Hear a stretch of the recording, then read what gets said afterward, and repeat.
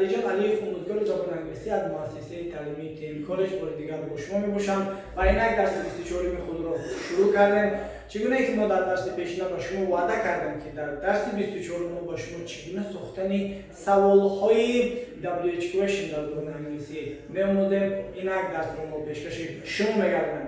پیش از درس شروع کردن ما باید کلمه‌های سوالی WH question رو از خود نماییم. مثلا کلمه‌های سوالی WH question اینها میباشند: what, where, when, who, why, which, how long, when, how many, how much, which one, which. این کلمه های سوالی می باشند و با این کلمه های سوالی ما بسیار سوال ها رو در زمان حاضر، در زمان گذشته، در زمان آینده می سازیم و به درس خود رو شروع میکنیم.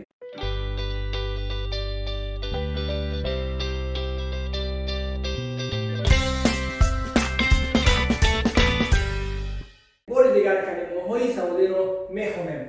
what چی، where کجا، در کجا، when کی، who کی، why برای چی. در زبان انگلیسی سوال ساختن خیلی آسان است. تنها شما فرمولا رو دقت کنید و اسود کنید. اینک میگذاریم وقتی اساسی درس اگر ما جمله های WH question ساخته نشدیم ما در جای اول کلمه WH question رو میگذاریم. WH question بعداً do، بعداً subject، بعداً فعل یکم و ما در اینجا object لازم است. چرا؟ چون که ما پرکننده رو میجوییم، ما پرکننده رو سوال میگذاریم و همین خاطر ما در اینجا پرکننده رو نمیگذاریم. مثال what اومد WH question بعداً do، بعداً subject، بعداً اینجا فعل ها. what do you study شما چی می‌آموزید؟ what do you cook شما چی می‌پزید؟ what do you eat شما چی می‌خورید؟ what do you play شما چی بازی می‌کنید؟ what do you read شما چی می‌خونید؟ what do you write شما چی می‌نویسید؟ what do you watch شما چی تماشا می‌کنید؟ what do you need و شما چی لازم است؟ what do you listen شما چی گوش می‌کنید؟ حتما فراموش نکنید می‌خونید، می‌خورید. اینها جمله های زمان حاضره میباشند. چی خوردید، چی خوندید، نه چی خوردید، چی خوندید البته این زمان گذشته میشد. برای همین what do you study شما چی می‌آموزید، شما چی آموختید، نه شما چی می‌آموزید. what do you study what do you learn what do you play what do you cook what do you read what do you sing what do you say what do you ask what do you ask چی میپرسید what do you say چی میگویید what do you buy چی میخرید. تنها به شما لازم میشود بعد از کلمه های سوالی do subject مبتدا بعداً فعل رو بگیم.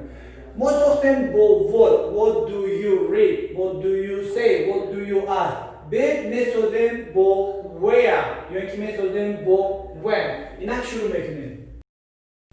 خب اینجا سوال ها با کلمه where do you ما تنها what رو گرفتیم where بودیم بعدا با همین کلمه where فعل های لازمه رو گذاشتیم. where do you live در کجا زندگی میکنی؟ where do you study در کجا تحصیل میکنی؟ where do you go کجا میروی؟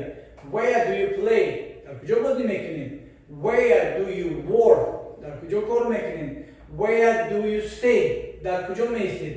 ما میتونیم از اینجا you رو گیریم وی مونیم یا اینکه زی مونیم. مثلا ما در کجا کار میکنیم؟ ما در کجا زندگی میکنیم؟ که آنها در کجا کار میکنن؟ آنها در کجا زندگی میکنن؟ تنها ما میگیم you رو بعدا میمونیم زی آنها. where do they live آنها در کجا زندگی میکنن؟ where do they study آنها در کجا تحصیل میکنن؟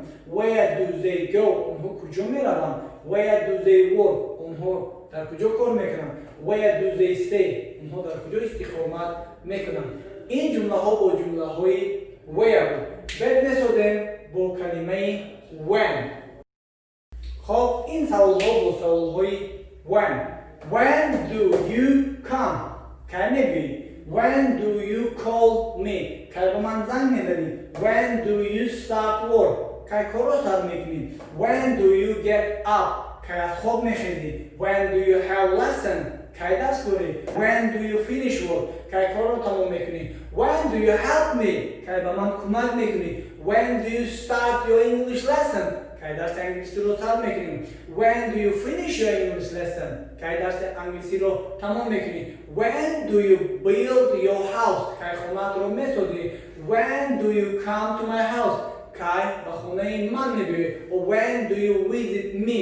کی من رو خبر میگیری. When do you finish your English lesson? کی درس انگلیسی رو تمام میکنی. این جمله های سوالی با کلمه when بودن. بریم سوال سوال با کلمه who کی. خب این سوال با سوال های who do you live with؟ با کی زندگی میکنی. Who do you study with؟ با کی تحصیل میکنی. Who do you work with؟ با کی کار میکنی. Who do you meet with؟ با کی و میخوری. Who do you play with؟ با کی بازی میکنی. Who do you go with؟ با کی میروی. این جمله های سوالی با who. بعد می‌آموزیم why. خب این جمله های سوالی با why. برای مثال why do you go there؟ برای چی آنجا میروی. Why do you learn English؟ برای چی انگلیسی حفظ میکنی یا برای چی انگلیسی می‌آموزی. Why do you cry؟ برای چی گریه میکنی. Why do you call me؟ برای چی با من زنگ میزنی. Why do you buy new car؟ برای چی ماشین نو میخری. Why do you sell your car؟ برای چی ماشینت رو میفروشی. Why do you sell your house؟ برای چی خونت رو میفروشی. Why do you buy this book؟ برای چی این کتاب رو میخری. Why do you call me every day؟ برای چی با من هر روز زنگ میزنی. Why do you need this book؟ برای چی این کتاب با شما لازم است. اینها بودن سوال‌های دبل اجوکیشن در زبان انگلیسی. امیدوارم این درس با شما پسند میآید و از این درس شما کمی بهره میبردارید. درس‌های ما رو حتما زینه به زینه تماشا کنید. از خود نمایید. اگر یک درخواست و پیشنهاد باشد حتما در کامنتاریا نویسید. ما کامنتارهای شما رو انتظاریم. خدا حافظ تا درس دیگر.